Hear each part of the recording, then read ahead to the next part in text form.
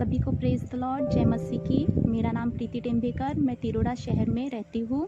इस वीडियो के माध्यम से मैं प्रभु को महिमा देना चाहूँगी और ये आप लोगों से शेयर करना चाहूँगी कि किस तरीके से प्रभु ने मुझे कोरोना महामारी से अद्भुत रीति से चंगाई को दिया है।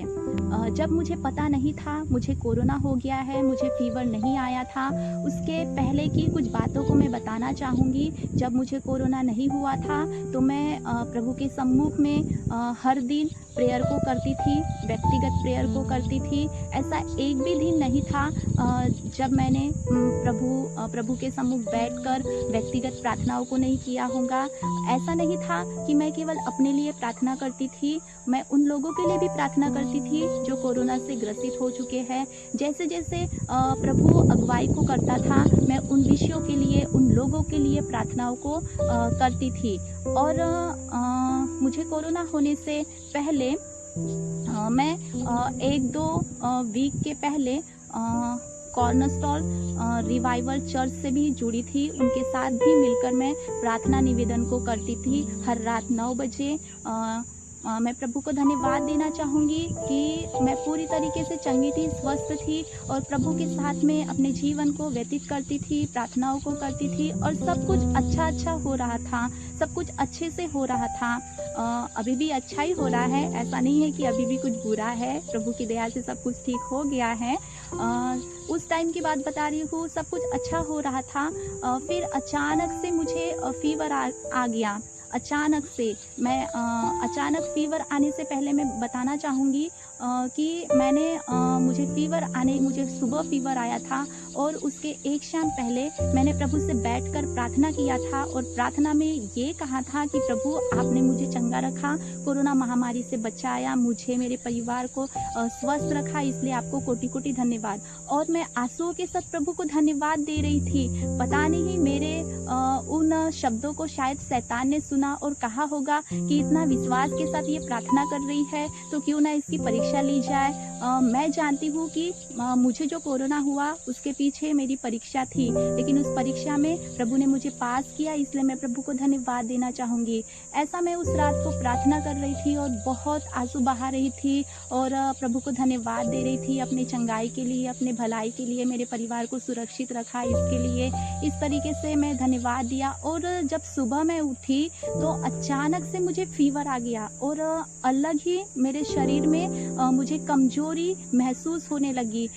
मुझे चक्कर आने लगे और मैं अच्छे से चल फिर नहीं पा रही थी और बोलने में तो तकलीफ नहीं थी, ठीक ठाक बोल पा रही थी, लेकिन अलग ही वीकनेस मेरे शरीर में मुझे लगने लगा। अचानक से फीवर आ गया। उसके पहले मुझे ऐसी कोई कमजोरी या कोरोना के सिम्टम्स नहीं थे। अचानक फीवर आ गया और उस टाइम पे मुझे ना सर्दी था ना जुकाम था, केवल मुझे फीवर आया था।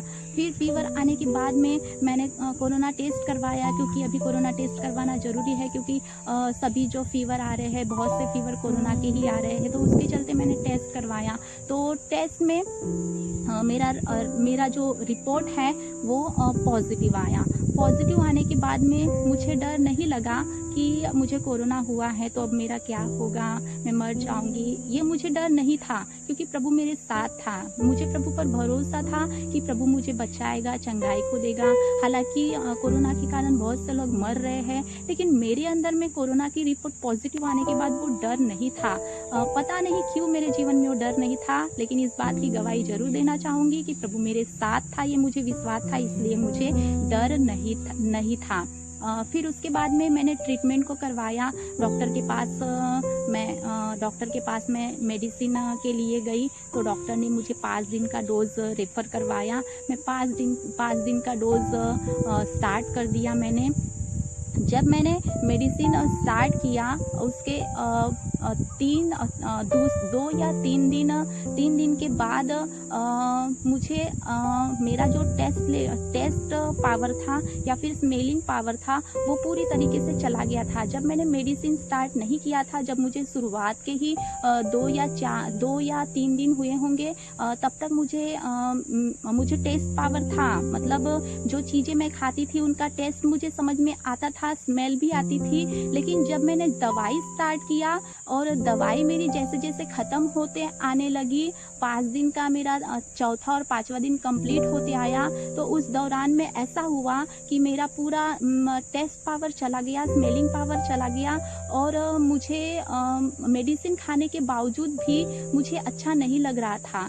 हालाँकि 5 दिन का डोज़ कंप्लीट होने के बाद में कुछ तो भी बॉडी में अच्छा लगना चाहिए था, लेकिन मेरे साथ वैसा नहीं हो रहा था, मेरे साथ उल्टा ही हो रहा था। मेडिसिन ख़त्म होने के बावजूद भी मुझे अलग ही लग रहा था। उसके पहले हालाँकि थोड़ा-सा मुझे ठीक लग रहा था, लेकिन उसके बाद तो मुझे और भी वीकनेस लगने लगा। मेरा पूरा टेस्ट पावर चला गया, स्मेलिंग पावर चला गया और मेरा खाना भी खाने की क्षमता कम हो चुकी थी। यहाँ पर मैं एक बात बताना चाहूँगी, जब मैं चंगी रहती हूँ, स्वस्थ रहती हूँ, तो मुझे जितना खाना खाना चाहिए उतना मैं खाना नहीं खाती हूँ। मेरा भोजन करने का लेवल बहुत कम है, ठीक होने के बावजूद भी। तो कोरोना होने के बाद आप समझ सकते हैं कि मुझे तो कुछ खाने की जो टेस्ट थी वो भी नहीं समझ में आता था, स्मेल भी नहीं आता था, तो ऐसे में मैं कैसे खा पाऊँगी? तो मेरे लिए ये बहुत बड़ी परीक्षा थी और बहुत कठिनाइयों का समय था मेरे लिए। मेडिसिन स्टार्ट थी और मेरा खाना भी नहीं चल पा रहा था और मैं बहुत ज़्यादा कमज़ोर हो गई थी, दुर्बल हो गई थी क्योंकि डॉक्टर ने भी कहा था यदि आप खाओगे बेटा तो इस कोरोना को हरा पाओगे, खाने पर ही सब कुछ है। लेकिन मैंने डॉक्टर से तो कह दिया था, डॉक्टर जब मैं अच्छी रहती हूँ तब भी तो नहीं खा पाती, तो अब कैसे खा पाऊँगी और मुझसे तो हो भी नहीं रहा है खाना। इस तरीके से मैंने उनसे बात को कहा, लेकिन उन्होंने कहा नहीं आपको खाना चाहिए। मैं खाने का बहुत कोशिश करती थी, बहुत ज़्यादा, लेकिन मुझसे खाना खाने की जो लेवल था वो मुझसे बढ़ नहीं पा रहा था, वो मेरा कम ही था। और डॉक्टर ने मेडिसिन इतनी पावरफुल दिया था कि वो मेडिसिन खाना खाने के बाद थी और उसके ऊपर अच्छा भोजन करना चाहिए था, तभी मेडिसिन को लेना था। लेकिन मैं बहुत कम खाना खाती थी और मेडिसिन लेती थी, तो जब मैं कम खाना खाने के बाद में मेडिसिन को लेती थी तो मुझे चक्कर आए जैसे लगता था। शायद से वो मेडिसिन पावर की रही होंगी, इसके कारण से खाना खाने के बाद ही वो टैबलेट्स लेनी थी और मैं तो पहले से कम खाती थी, तो इस वजह से हो सकता है कि वो पावरफुल होने के कारण से मुझे चक्कर और घूमे जैसे लग रहा होगा। फिर डॉक्टर ने कहा था कि 5 दिन का मेडिसिन आपका कंप्लीट होने के बाद में आप एक बार फिर दिखा दीजिएगा। लेकिन मेरी हालत इतनी बेकार हो गई थी कि मुझे डॉक्टर के पास भी जाने की इच्छा नहीं हो रही थी और ना मुझे मेडिसिन खाने की इच्छा हो रही थी, क्योंकि 5 दिन के डोज़ में डॉक्टर ने इतने टैबलेट्स दिए थे कि बहुत ज़्यादा टैबलेट्स को दिए थे। तो वो खा के ही मैं पूरी तंग आ गई थी। मुझे मेडिसिन खाने की इच्छा नहीं हो रही थी। वैसे भी मैं पहले से मेडिसिन नहीं खाती हूँ ज़्यादा। मेडिसिन खाने के लिए मैं बहुत ज़्यादा आनाकानी करती हूँ। मेरी मम्मी मुझे डाँटती है, तभी मैं बहुत कम मेडिसिन लेती हूँ, क्योंकि मुझे नहीं पसंद वो टैबलेट्स खाना। तो दूसरी बार जब डॉक्टर ने बुलाया था, मेडिसिन कंप्लीट हो गया था मेरा 5 दिन का, मुझे नहीं जाना था। और इन दिनों में ऐसा हो रहा था कि जब मैं कोरोना से ग्रसित हो गई थी, तो आशीष ब्रदर है वो डेली टास्क को देते थे, वो डेली टास्क को मैं करती थी। उसके कारण से मुझे बहुत हिम्मत और हौसला मिलता था। प्रभु तो शारीरिक रूप से हमारे पास में नहीं होते हैं, लेकिन आत्मिक रूप में प्रभु हमारे साथ रहते हैं।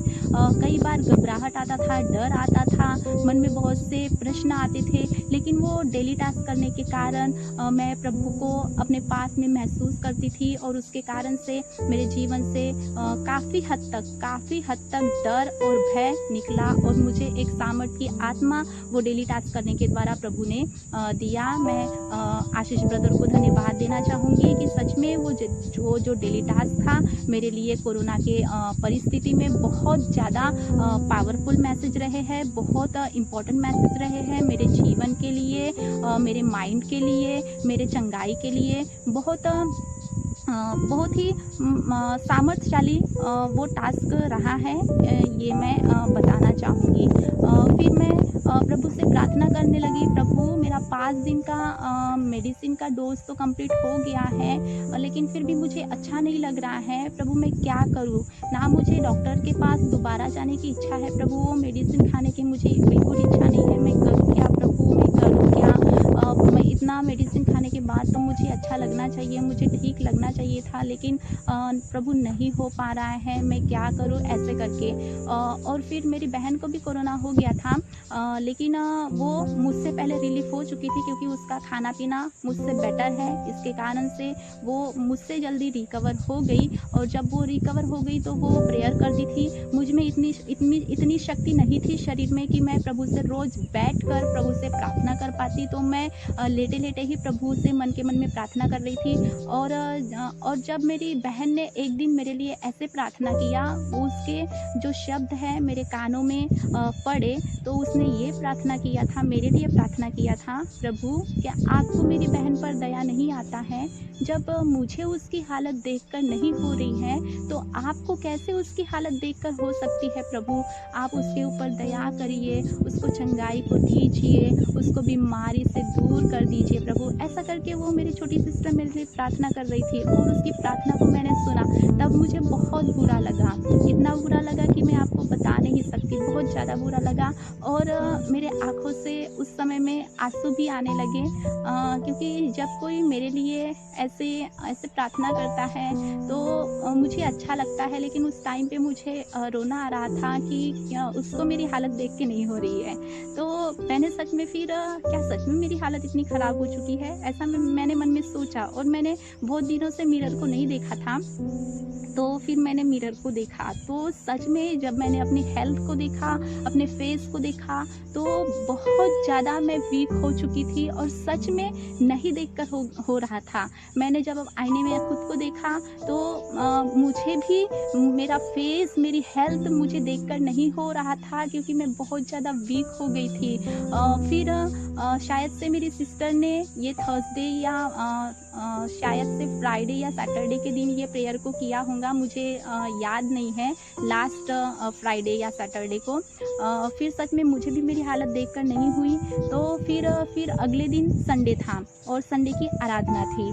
मैंने प्रभु से ये डिमांड को रखा, प्रभु डॉक्टर ने 5 दिन का मेडिसिन कंप्लीट हो चुका है, मुझे अभी भी अच्छा नहीं लग रहा है, अभी भी वीकनेस है काफ़ी और मैं दोबारा नहीं जाना चाहती हूँ। प्रभु मैं आपके पास ये डिमांड रखती हूँ, या तो कल संडे आराधना है प्रभु, मैं संडे आराधना में अपने जीवन में चंगाई को पाना चाहती हूँ, मुझे चंगा होना है प्रभु इस महामारी से, मुझे अद्भुत रीति से चंगाई को दीजिए प्रभु। मैं ऐसा करके प्रार्थनाओं को कर रही थी, प्रभु के साथ में मन के मन में ही प्रार्थना कर रही थी, क्योंकि बैठ के तो मुझे हो नहीं रहा था, तो ऐसे मन के मन में मैं प्रार्थना कर रही थी। और जब संडे और फिर मैंने प्रभु से ये भी डिमांड रखा था, प्रभु अब मुझसे जो है ये कमजोरियाँ, ये जो दुर्बलता है मुझसे बर्दाश्त नहीं हो रही है प्रभु, तो मैं चाहती हूँ प्रभु या तो आप मुझे अपने पास बुला लीजिए प्रभु, या तो फिर मुझे इस महामारी से चंगाई को दीजिए, छुटकारा कर दीजिए प्रभु। अब आपको करना है कि आपको क्या करना है, ये अभी आपके हाथों में मैंने सौंप दिया है प्रभु, या तो मुझे अपने पास बुला लीजिए या फिर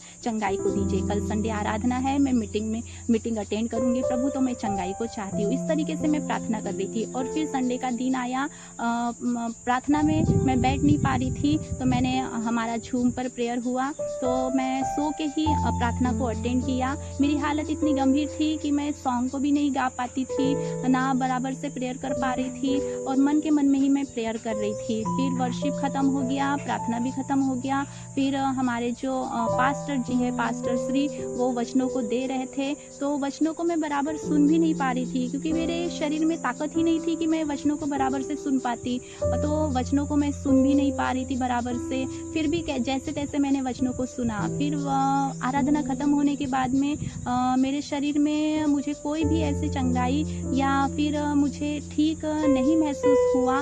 फिर उसके बाद में मैं सो गई और इतनी गहरी नींद लगी मुझे, बहुत ज़्यादा गहरी नींद लगी। और कब नींद लगी आराधना ख़त्म होने के बाद में मुझे समझ में ही नहीं आया और पता ही नहीं चला। फिर उसके बाद में गहरी नींद में सोने के बाद में फिर मुझे ऐसा एहसास हुआ कि मैं गहरी नींद में सोई हूँ, लगभग 2 या 3 बज चुका होगा, और कोई मुझे ऐसा कह रहा है कि तू उठ, मुझे धक्का दे के कह रहा है। मैं नीचे सोई थी ऐसे, तो नीचे सोने के बाद में कोई मुझे, जैसे हम किसी को उठाते हैं ना, तो उस तरीके से मुझे कोई उठा रहा है और एकदम से मुझे कोई धक्का दे रहा है, पीठ के ऊपर हाथ रख के ऐसे बोल रहा है उठ। जिस तरीके से बोल रहा है कि मैं, मतलब बीमारी मेरे जीवन से चली जाए और मैं वो बीमारी से उठकर खड़ी होकर चलने लगूँ, दौड़ने लगूँ, फिरने लगूँ। इस तरीके से वो उस समय का एहसास था। जिस तरीके से प्रेरितों के काम में लिखा है ना, लाजर के बारे में लिखा है। लाजर 4 दिन से मर चुका था।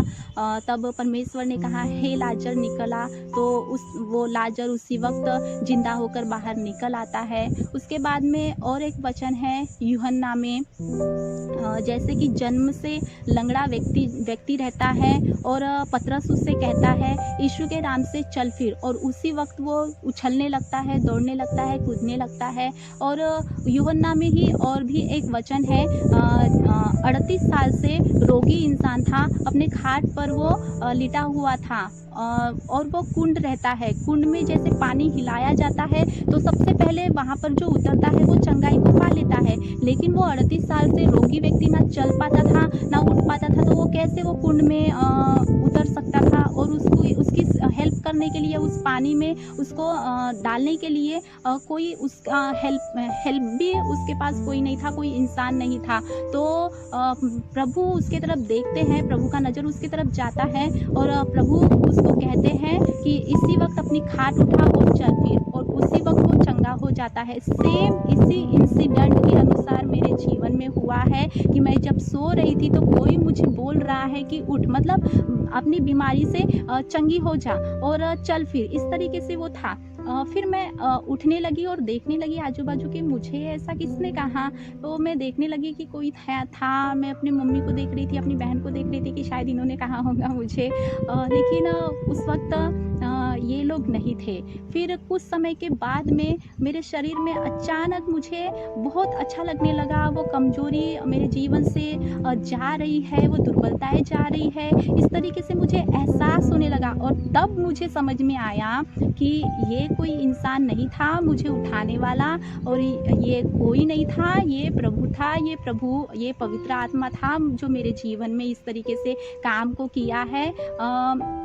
जो लोग इस वीडियो को देख रहे हैं और जो लोगों को ये लगता है कि मेरी ये बातें झूठी है, तो बिल्कुल भी ये डाउट मत कीजिएगा, क्योंकि प्रभु पर कभी भी डाउट नहीं करना चाहिए। कई बार मैं भी प्रभु के ऊपर डाउट करती हूँ, लेकिन ये जो बात मैं आपको बता रही हूँ ये बात झूठी नहीं है, क्योंकि झूठ बोलकर मुझे भी कुछ नहीं मिलेगा। और मैं जानती हूँ यदि मैं झूठ बोलूँगी तो प्रभु इसकी शिक्षा कभी ना कभी मुझे देंगे। इसलिए झूठ बोलकर मैं कुछ भी साबित नहीं करना चाहती हूँ। और ये जो मैं बोल रही हूँ ये सत्य घटना है कि प्रभु सच में है, और ये जो कार्य किया है ये प्रभु ने मेरे जीवन में किया है। इस तरीके से अद्भुत रीति से प्रभु ने मेरे जीवन में कार्य को किया है। मैं कभी नहीं सोचने वाली थी कि इस तरीके से चंगाई मेरे जीवन में कभी आ सकती है। लेकिन फिर उस दिन से फिर मेरे जीवन में बहुत कार्य हुआ। फिर डॉक्टर के पास तो मैं नहीं गई बोलना। उस दिन से फिर संडे के दिन से जो बीत गया है, संडे उसकी बात कर रही हूँ मैं, शायद से 9 मई था वो डेट, और मेरा कोरोना का वो दिन 10th था।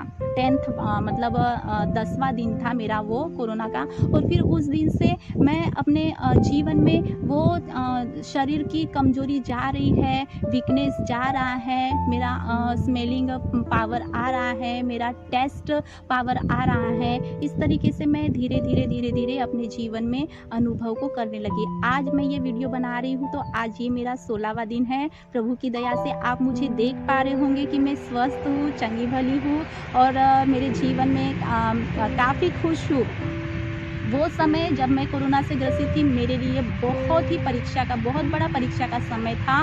और मैं ये सोचती थी कि मैं कभी चंगी हो पाऊंगी भी या नहीं, मुझे पहले जैसा क्यों नहीं लगता, कब लगेगा मुझे पहले जैसा कब मैं अच्छा महसूस कर पाऊंगी, ये मैं कई बार सोचती थी। लेकिन आज मैं बहुत ज़्यादा खुश हूँ। एक उदाहरण मैं आपको बताना चाहूँगी। यदि हम लोग मेहनत करके पैसे कमाते हैं तो वो हमारे मेहनत के पैसे जो रहते हैं उसका जो मोल रहता है हमारे जीवन में वो बहुत ज़्यादा रहता है। लेकिन यदि हमें बिना मेहनत किए कोई पैसे मिल जाते हैं या कुछ मिल जाता है, कुछ लाभ हो जाता है, तो उसका हमें मोल नहीं होता है। तो सेम ऐसा ही कि सेम ऐसा ही हुआ है मेरे साथ में। मैंने कोरोना के चलते बहुत दुःख उठाया है, बहुत दुःख उठाया है। मैं बयान नहीं कर सकती, वो दुःख उठाना मेरे लिए बहुत मुश्किल था, लेकिन प्रभु मेरे साथ था और प्रभु ने मुझे चंगाई को दिया। इसलिए मैं प्रभु को बहुत-बहुत धन्यवाद देना चाहूँगी। मनुष्य के लिए ये जो कोरोना को हरा पाना बहुत मुश्किल है, मुश्किल ही नहीं नामुमकिन है, लेकिन प्रभु के लिए कुछ भी नामुमकिन नहीं है। प्रभु के लिए सब कुछ संभव है और प्रभु ने ये बात को साबित करके दिया है। मैंने बहुत ज़्यादा दुःख को उठाया, लेकिन मुझे आज ना वो जो दुःख मैंने उठाया, वो जो परिस्थितियाँ मेरे जीवन में आई, उसके कारण आज मैं आनंद को महसूस कर रही हूँ, क्योंकि दुःख के बाद जब आनंद आता है तो वो हमारे लिए अनमोल हो जाता है। और ये जो अनमोल आनंद मुझे मिला है, ये प्रभु की दया से मिला है। केवल प्रभु ने मेरे जीवन में चमत्कार किया है, यही मैं आपको बताना चाहूँगी। और मैंने जैसे कहा है, मैं आपको एक सलाह देना चाहूँगी। जैसे मैंने कहा है कि मैं दूसरी बार डॉक्टर की तरफ नहीं गई, तो प्लीज़ अगर आप कोरोना से ग्रसित है, इन दिनों में आप उन परिस्थितियों का सामना कर रहे हैं, तो आप मेरे जैसा मत कीजिएगा। मैंने जैसे सेकेंड टाइम डॉक्टर के पास ना जाकर मेडिसिन को रेफर नहीं किया, आप ऐसे मत कीजिएगा। ये मेरे जीवन की गवाही है, ये मेरे साथ हुआ है, ज़रूरी नहीं कि ये आपके साथ भी हो। इसलिए पूरा अपना ख्याल रखिएगा, पूरा मेडिसिन आपको लेना है, डॉक्टर की सलाहों को मानना है। आप मुझ जैसा बिल्कुल मत कीजिएगा। आपसे यही रिक्वेस्ट करना चाहूँगी। सारी महिमा मैं प्रभु को देना चाहूँगी। और हाँ, मैं उन लोगों का भी बहुत धन्यवाद देना चाहूँगी। आशीष ब्रदर का धन्यवाद देना चाहूँगी। मेरे लिए उनकी कलीसिया ने, उनकी टीम ने बहुत प्रार्थनाओं को किया है। मेरी बहन के लिए, मेरी बहन की चंगाई के लिए, मेरी चंगाई के लिए बहुत ज़्यादा प्रार्थनाओं को उन्होंने किया है। और रवीना सिस्टर हैं, रवीना सिस्टर भी मुझे कॉल करते थे जब मैं कोरोना से ग्रसित थी, फ़ोन के माध्यम से मेरे लिए प्रार्थनाओं को करते थे। थैंक यू रवीना सिस्टर, बहुत आपका शुक्रिया। आपने समय निकाला, मेरे लिए प्रार्थनाओं को किया। प्रभु आपको आशीषित करे। और सच में आपने मेरे लिए जो प्रार्थनाओं को किया है ना, उसका फल आपको प्रभु आने वाले दिनों में ज़रूर दे। हाँ, पंकज भैया को भी धन्यवाद देना चाहूँगी। मेरे बारे में उन्होंने एक दिन कहा था कि सच में मेरा जीवन इन दिनों में प्रार्थना का कम हो गया है। वो बात सच थी। कोरोना के चलते मैं प्रभु को उतना समय नहीं दे पाती थी, लेकिन ज़रूर उनकी बातों का मेरे जीवन में बहुत मायने रखता है। उन्होंने जो कहा है कि मैं अपने प्रार्थना के जीवन को बढ़ाऊँ, कोरोना के चलते हाँ ज़रूर कम हो गया था, लेकिन अब मैं स्वस्थ हूँ, चंगी भली हूँ। अभी मेरा शरीर भी तैयार है प्रार्थनाओं के लिए। अभी मुझे कोई चिंता नहीं है, कोई डर नहीं है, और मैं ज़रूर अपने जीवन को प्रार्थनाओं में आगे लेकर जाऊंगी। थैंक यू पंकज भैया कि आपने मुझे गाइडेंस को किया। और कॉर्नरस्टोन रिवाइवल चर्च के पूरे टीम को मैं बहुत धन्यवाद देना चाहूँगी कि उन्होंने मेरे लिए प्रार्थनाओं को किया। प्रभु आपको आशीष दे। और मेरी प्रार्थनाओं के लिए भी आपको एक बार फिर से दिल से, तहे दिल से शुक्रिया। मैं ब्रदर छोटे लाल है, उनको भी बहुत धन्यवाद देना चाहूँगी, क्योंकि उनके ही द्वारा मैं इस प्रार्थना सभा में शामिल हो पाई हूँ। उन्होंने ही मुझे आशीष ब्रदर के प्रार्थना के बारे में बताया था, और उन्होंने मुझे लिंक को भेजते थे। मैं उनका भी बहुत धन्यवाद देना चाहूँगी। मेरे चंगाई के पीछे उनका भी बहुत बड़ा हाथ है, क्योंकि मैंने जाना है और सुना है कि मेरे परिवार के लिए, मेरे चंगाई के लिए उन्होंने जो प्रार्थना टीम होती है, एक दो जगह उन्होंने मेरे प्रार्थना के लिए, चंगाई के लिए नाम को दिया है। मैं वो छोटे लाल ब्रदर को भी बहुत धन्यवाद देना चाहूँगी। आपको बताना चाहूँगी, ये जो छोटे लाल ब्रदर हैं, मैंने उन्हें आमने सामने कभी नहीं देखा है। ये प्रभु की योजना थी कि उनसे मैं मिली, और उनके द्वारा मैं कॉर्नरस्टोन रिवाइवल टीम से मिली। इसलिए मैं प्रभु को बहुत धन्यवाद देना चाहूँगी। मेरी गवाही काफ़ी लंबी हो चुकी है, बहुत ज़्यादा समय हो गया है। आप सुनने वाले को प्रभु बहुत आशीष दे, यही मैं चाहती हूँ। प्रभु की महिमा के लिए मैं एक गीत को गाना चाहूँगी। मुझे गीत गाना बहुत अच्छा लगता है प्रभु के लिए, इसलिए वीडियो लंबा होने के बावजूद भी मैं एक गीत को ज़रूर गाना चाहूँगी। परमेश्वर, पिता परमेश्वर,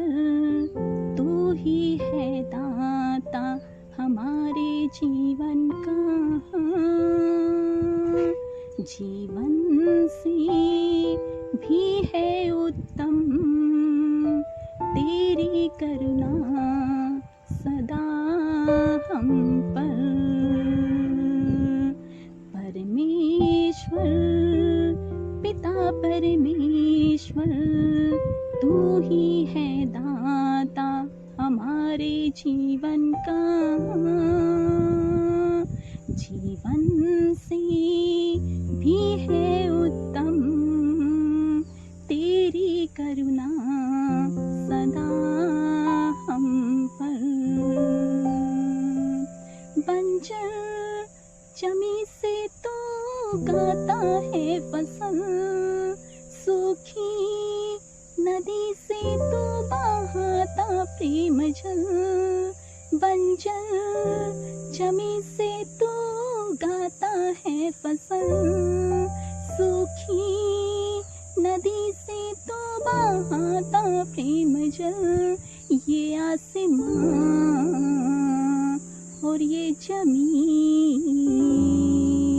गाते हैं तेरी ही महिमा। ये आसमां और ये जमीन गाते हैं तेरी ही महिमा।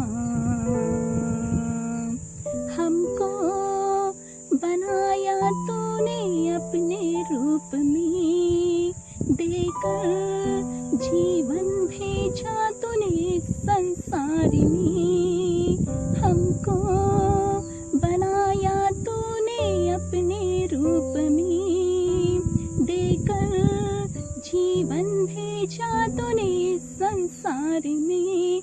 ये जिंदगी मेरी सदा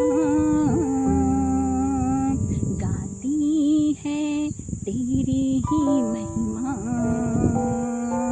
ये जिंदगी मेरी सदा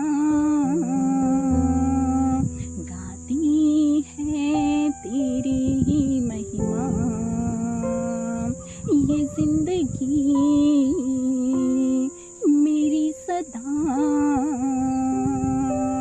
गाती है तेरी ही महिमा। परमेश्वर पिता परमेश्वर तू ही है दाता हमारे जीवन का। जीवन से भी है उत्तम तेरी करुणा सदा हम पर। तेरी करुणा सदा हम पर। सभी को प्रेज लॉर्ड, जय मसीह की।